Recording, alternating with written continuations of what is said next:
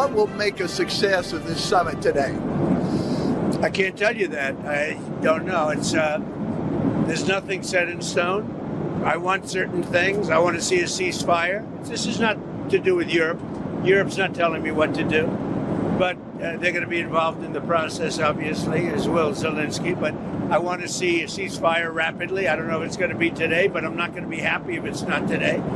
Everyone said it can't be today, but I'm just saying I want the killing to stop. I'm in this to stop the killing. You know, we're not putting up any money. We're making money.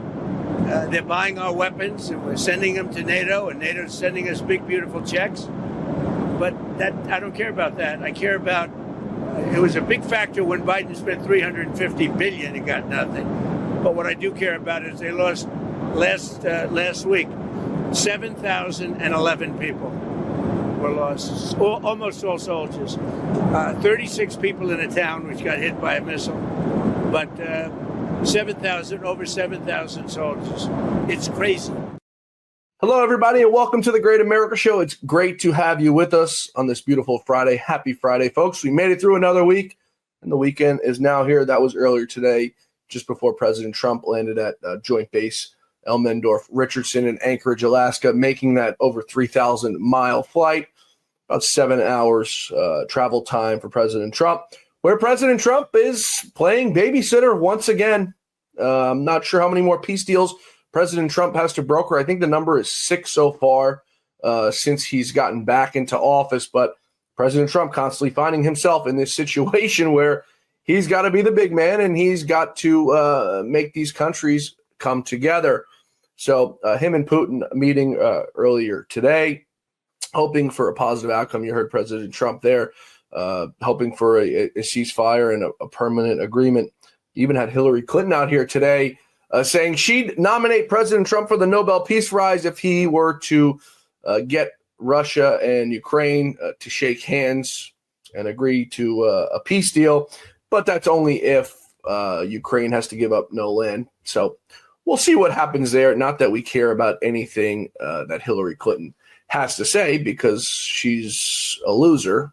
She got killed in 2016 by President Trump, and she will never be president of the United States. So we'll leave it at that for Hillary Clinton and whatever she has to say. President Trump was joined alongside Secretary of State Marco Rubio and Special Envoy Steve Witkoff in that meeting. It was kind of interesting. Vladimir Putin and Donald Trump, upon meeting on the red carpet, walked over to the Beast together and got in. Now, it's not apparent and it's not readily available how much English Vladimir Putin speaks or how much he understands. Of course, he could be deceptive in letting it out how much he understands, but hasn't really spoken much English, if any, in front of camera. So unclear just on what him and Donald Trump could possibly talk about on that ride to the Beast, to the meeting on that short ride. Now, while President Trump is over in Alaska for that meeting, the DC bureaucrats are absolutely losing their mind, and the poll numbers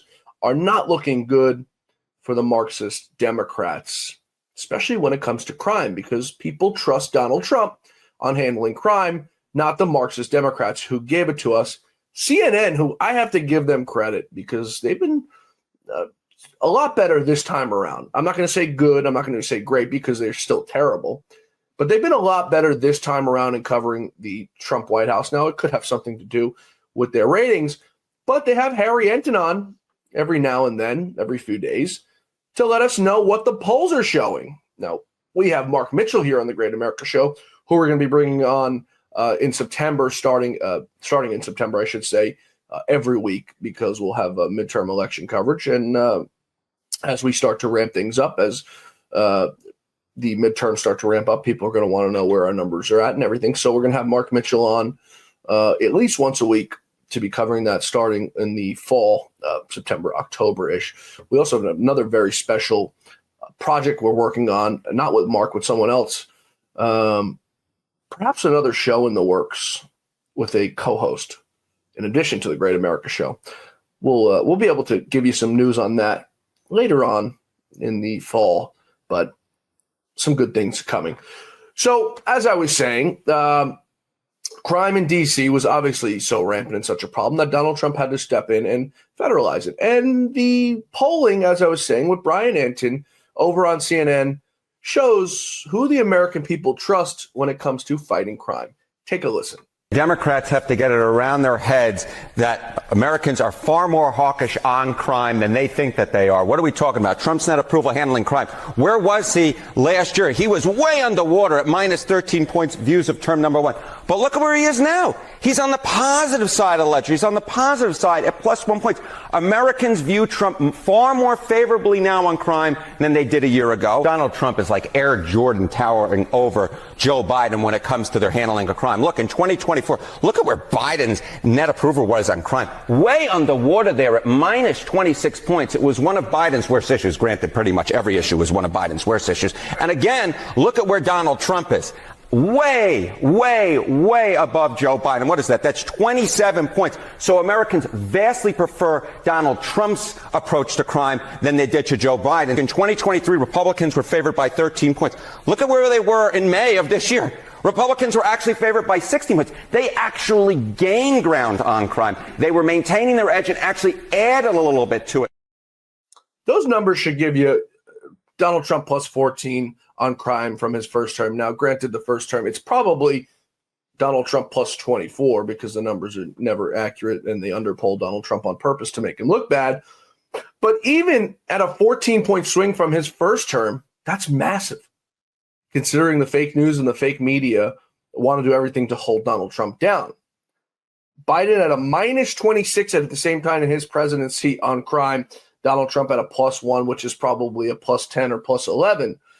But I think it goes to show you that the American people trust the Republicans, which is why I get so angry at Republicans on this show.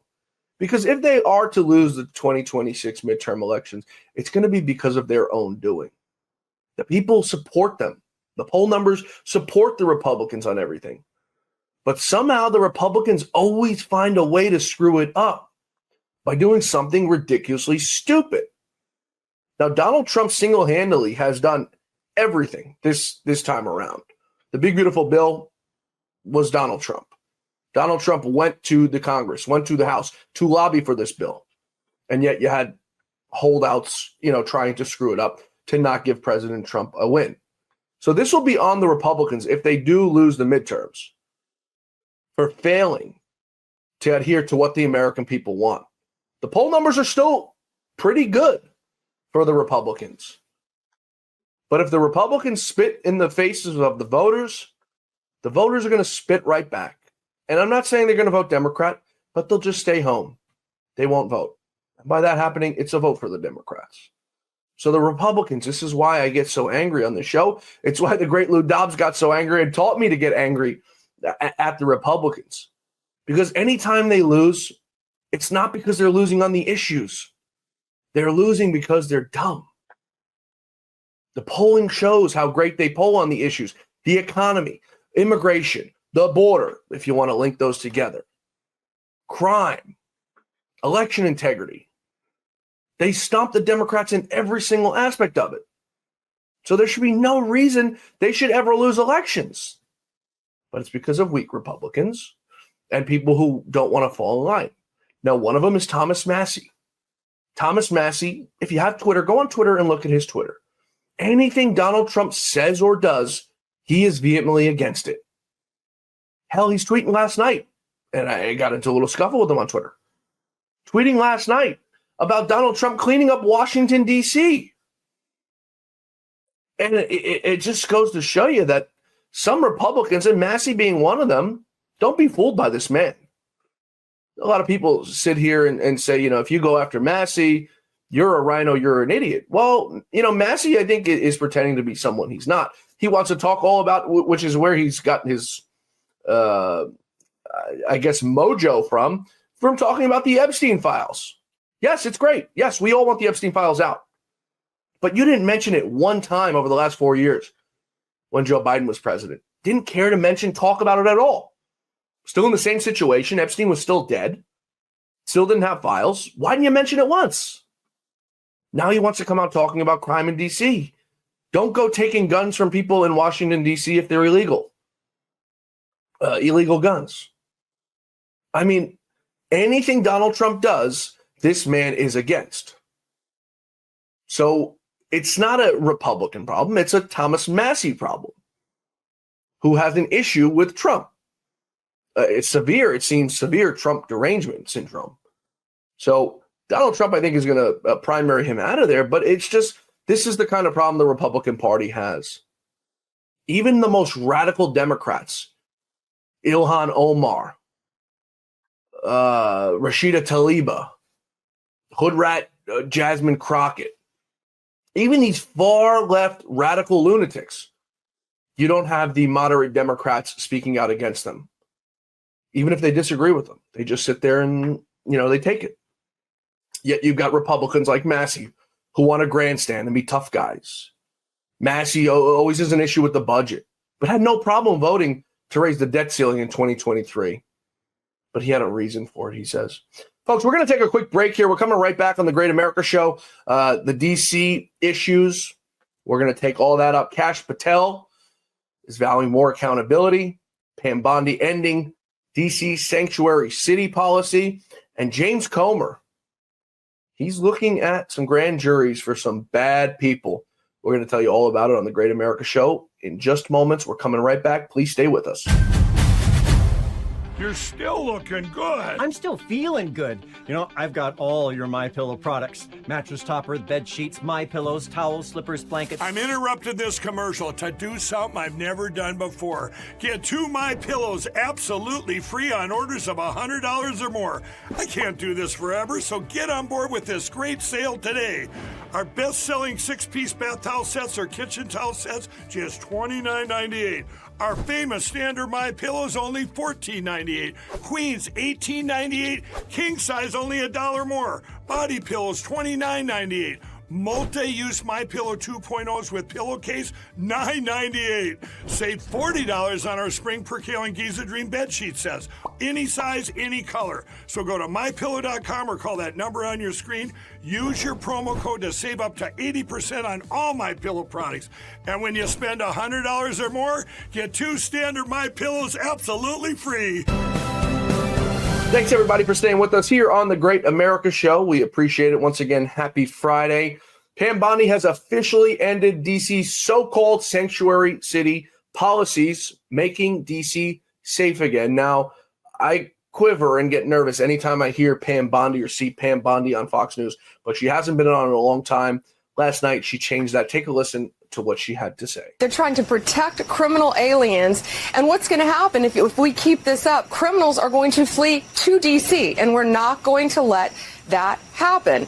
And that's why, at my directive, we have made Terry Cole now the commissioner over the police. We have made Gaddy Serralto my U.S. Marshal. He runs the entire show, keeping everyone organized, and they report directly to me, and I report to the President of the United States. So, yes, you must comply. You must give the information to our ICE, to our Homeland Security officers. If they have information of an illegal alien living in D.C., they must give us that information. And we are going to stop crime, Sean, in D.C., and we're going to clean it up in this country. And President Trump is committed to that. No longer is that going to happen in this beautiful city where our tourists come, where our residents live. We all live here. We are going to keep it safe. And it's our nation's capital. It's beautiful, and it's going to be beautiful and clean again. We're all for it. Make D.C. great again. Pam Bondi can do that. If Kash Patel can help do that, we're all for it. It's so crazy for me to see the federal government come in, take over the city. No, I'm all for it. I think it's a great idea. But just hear me out on this. I think it's so crazy for the federal government to come in and do this. And the local government just sit back and say, yeah, you know what? We're not going to push back on you because you're right. The city is in dire need of someone to save it. Crime is out of control. Homelessness is out of control. The whole place is just in shambles. I mean, you're really getting minimal pushback from Mayor Bowser, from their D.C. police chief, because you see these people in interviews, and they don't know what in the heck they are talking about. They're lost, they're confused, they're dazed. Truly funny to watch, in all honesty. because of how crazy it is. Speaking of crazy, Adam Schiff, criminal, liar, criminal, whatever you want to call him. House Oversight Chairman James Comer was on with Maria Bartiromo. I got to give credit to Maria Bartiromo for asking the tough questions. Comer is getting ready for jury deliberations, and he says they're underway for deep state Russiagate suspects. Now, you could all guess and take a guess on who some of those folks might be. James Comer is going after him, and I constantly tell you on this show to have faith in Comer, because I think Comer is a great man. He's a great American and is doing the best job he could possibly do with what he's given. Under the Biden regime, Merrick Garland didn't want to prosecute any crime because it was his own people. This time around is a lot different. It's going to be on Pam Bondi now to not prosecute the crime. So when Comer does get ready to recommend indictments or grand juries, it's going to be on Pam Bondi. And I don't think the American people are going to tolerate her saying no when the evidence is clear and present. So Comer was on with Maria Bartiromo, and she asked him flat out, what do you say to the American people who are tired of seeing no indictments? Take a listen to this interview. It's a little bit long, but I think it's going to make you as optimistic as I've been on this situation because we've seen nothing over the last 4 years. Take a listen. Your colleague in the House, he was the chairman of the Intelligence Committee at one point. Now he's a senator. There's been no accountability. Why should we expect any accountability anywhere?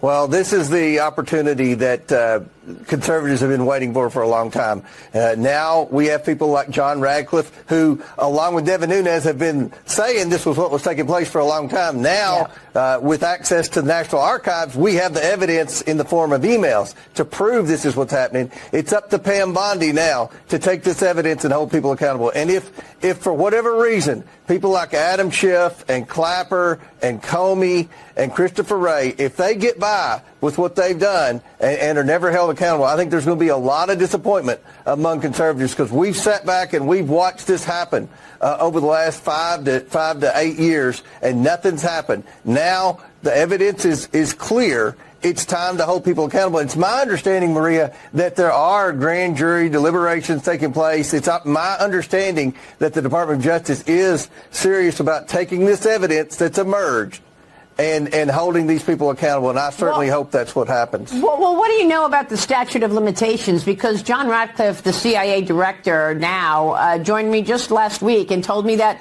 when you're talking about conspiracy, it does not, a 5-year statute of limitations does not apply.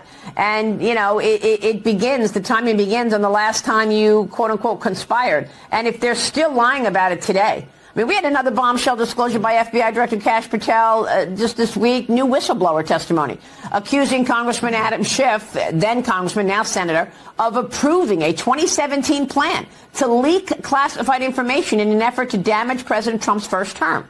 Is that not a felony? The documents are from a former Democrat staffer on the House Permanent Select Committee on Intelligence. Schiff's office calls the allegations categorically false, Congressman. And President Trump is now calling on Attorney General Pam Bondi to investigate Adam Schiff and Hillary Clinton. Watch this. I actually told them, I said, they got this phony investigation going on, Russia, totally phony, created by Adam Schiff, Shifty Schiff, and Hillary Clinton and the whole group of them. And it made it very dangerous for our country because I was unable to really deal with Russia the way we should have been. I'm looking at Pam because I hope something's going to be done about it.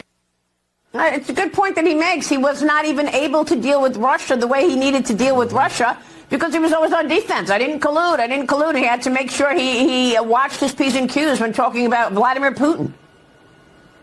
That's exactly right. And now that the truth has come to light, I'm glad President Trump pointed at Pam Bondi and said, I hope you do something about it, because the power lies within the Department of Justice now to hold these people accountable. And if they're allowed to get away with this, I'm going to be disappointed. My colleagues on the House Oversight Committee are going to be disappointed. And everybody in America that's watched Fox News and other conservative networks over the past 4 years are going to be disappointed. So I'm optimistic. When you talk about Adam Schiff, not only is this coming to light that he leaked classified data, that he colluded with the media to try to create a false narrative to hurt our President of the United States, to hurt our foreign policy, to influence the elections. But he's also involved in a mortgage scam. So I think that the walls are closing in on Adam Schiff, and I think the Department of Justice has ample evidence now to move forward and hold Adam Schiff accountable for the many crimes that he's committed.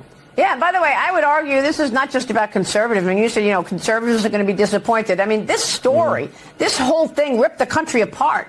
It put a duly elected president on defense, having to explain away whether or not he colluded or not. It hampered his ability to get people to work for him in his administration, hampered his ability to actually deal with Russia in the way that he needed to deal with Russia, because he was always afraid of what he was going to say, that it could be tied to collusion. So, I would say the whole country, if you're a truth-telling, honest citizen and all you really want is truth and you want to just get to the bottom of truth, then everybody should be disappointed, not just conservatives. But, Mr. Chairman, I got to ask you about what you're working on right now, because I know you've got more.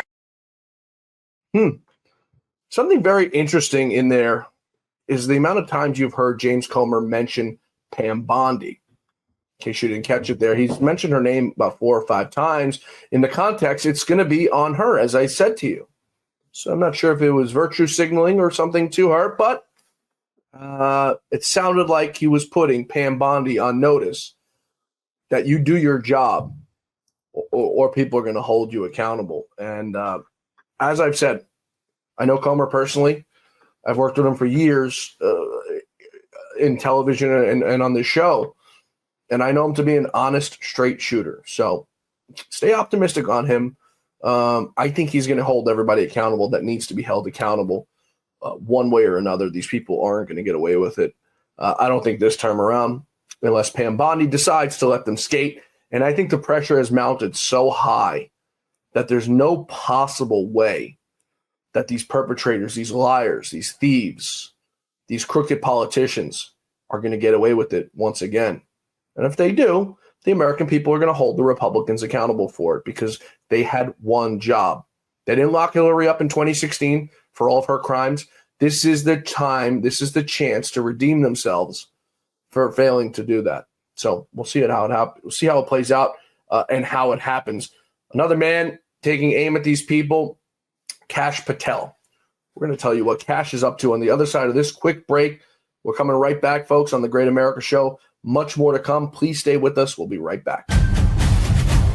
I hear every day about the products you all wish MyPillow carried. Well, guess what? We probably do. Slippers, bathrobes, pet beds, blankets, mattresses, sleepwear, loungewear, duvets, comforters, pot holders, aprons, oven mitts, and so much more. And they're all on sale. For example, get our best-selling standard MyPillows for only $14.98.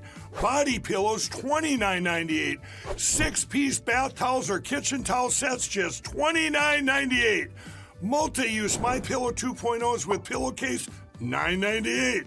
Save $40 on our Spring Percale and Giza Dream bedsheet sets. Any size, any color, and so much more.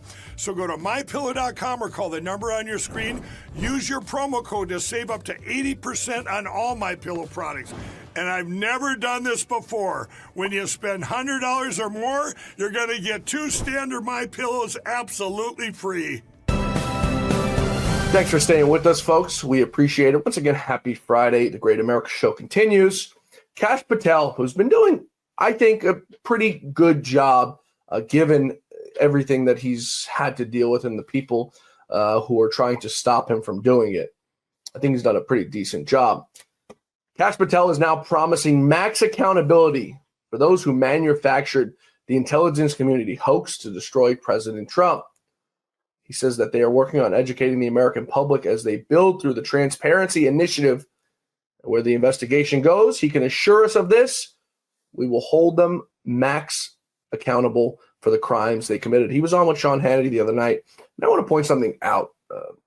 Hannity didn't have Kash Patel on, I don't think, merely one time before he was FBI director. Now all of a sudden he wants him on the show. Sort of interesting and telling. Take a listen, though, to Kash on with Hannity last night.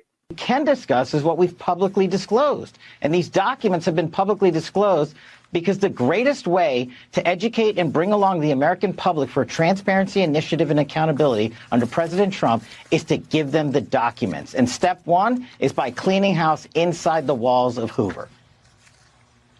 Okay, well, one of the important things you got to remember is that that's the FBI's job. You gather the evidence, and then it is examined, in this case, by the Attorney General, Pam Bondi.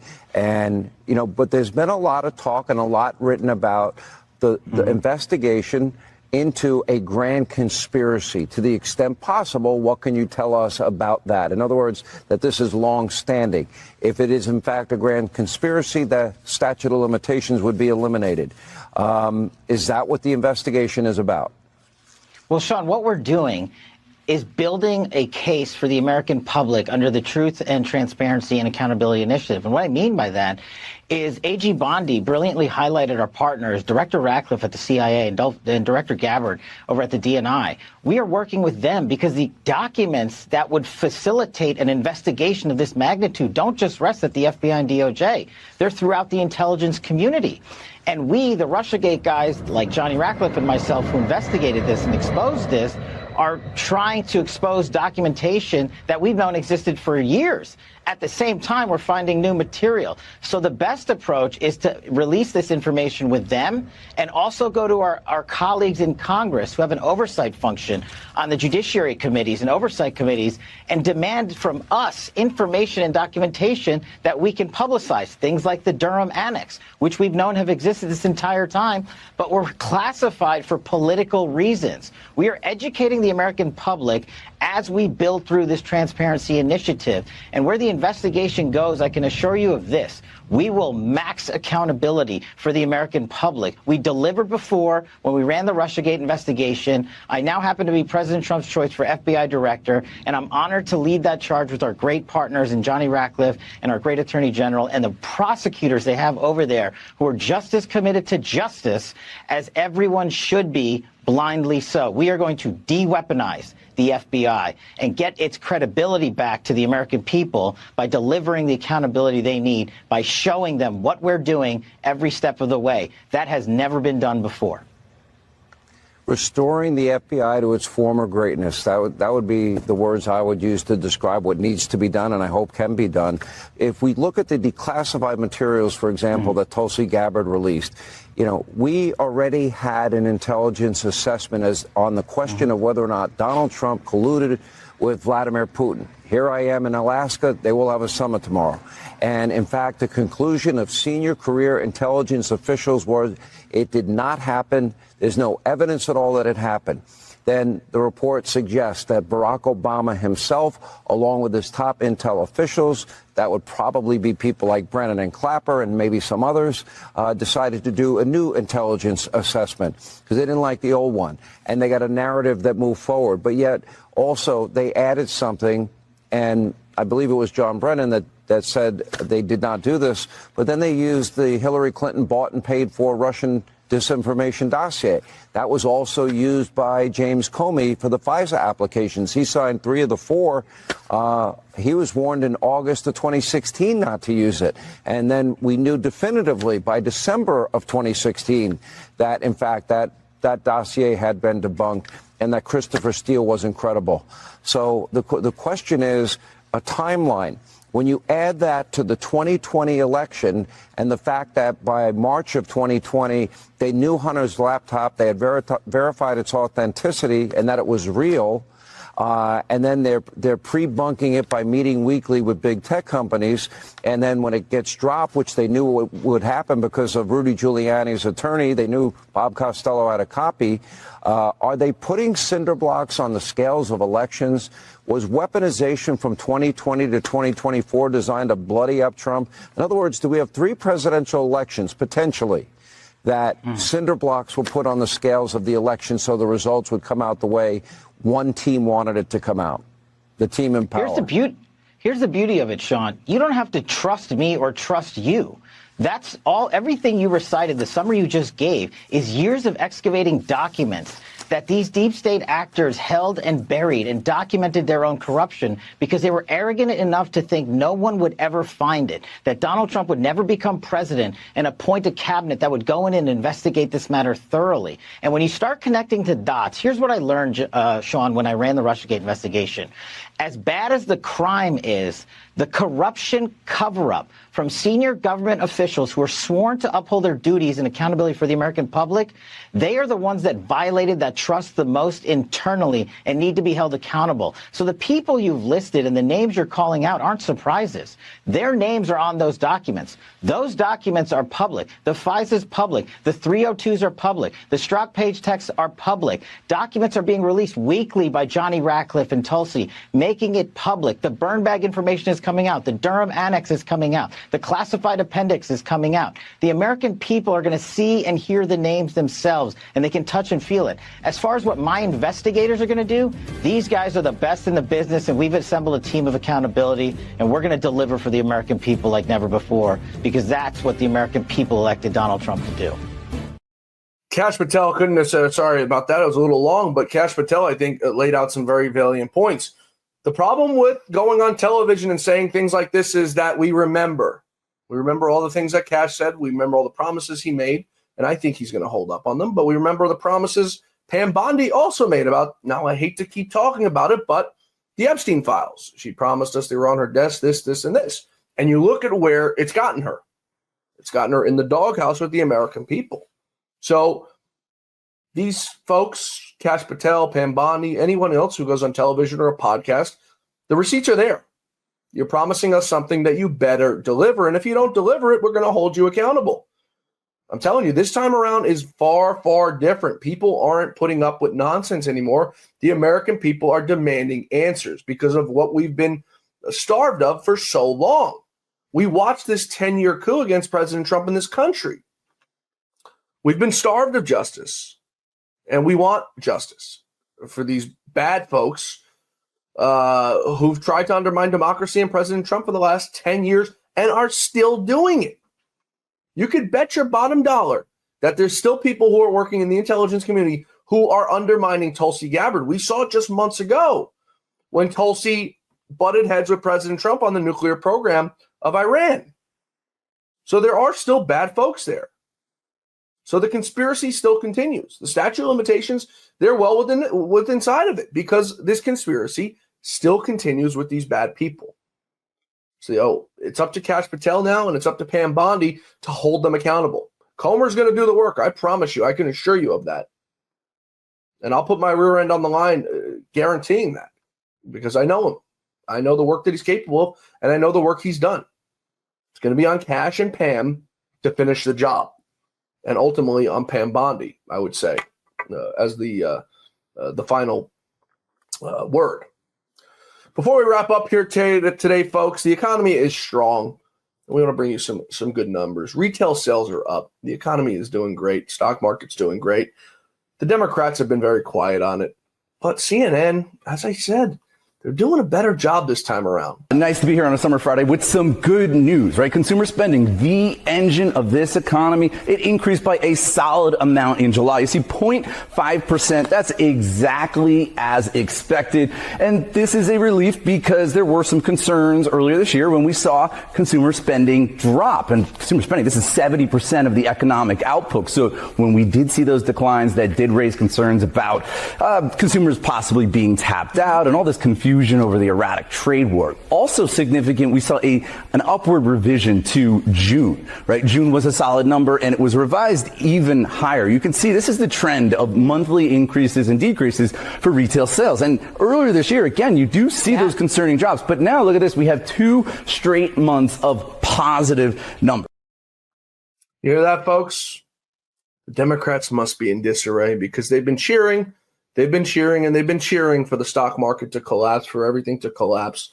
And it's not quite doing that. As a matter of fact, the stock market on most indices, Dow, NASDAQ, and S&P, fully rebounding from any little bumps in the road from the tariffs, as we thought might happen. But the Democrats wrong once again, which is why they've been so quiet on the economy. They're still cheering for it, though, cheering for it to implode. But It's not going to happen under President Trump. And when we get a new Fed chair in, hopefully in the coming months, we think things are going to change for the upside. We'll call it that. Folks, thanks so much for spending your Friday with us. We appreciate it as always. We'll see you back here Monday for the Great America Show, where our quest for truth, justice, and the American way continues. I hope you all have a great, blessed, wonderful weekend with your family, friends, and stay safe.